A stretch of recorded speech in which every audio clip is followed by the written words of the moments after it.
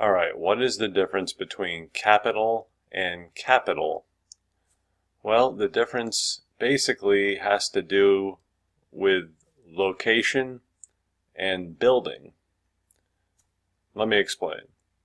Capital, C-A-P-I-T-A-L,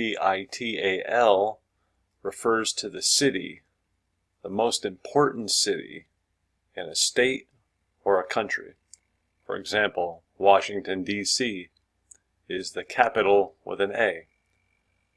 C-A-P-I-T-A-L, capital. Now, C-A-P-I-T-O-L refers to the building in which Congress meets in to discuss laws and pass laws. So, C-A-P-I-T-O-L is the Capitol building. So you normally, if you see the term Capitol building, it'll be spelled with an O-L at the end. But if you're talking about the city in which the capital is located, it's C-A-P-I-T-A-L, city. See?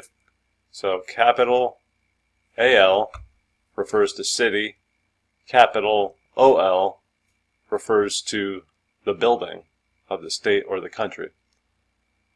Okay? Hope that was informative. Subscribe.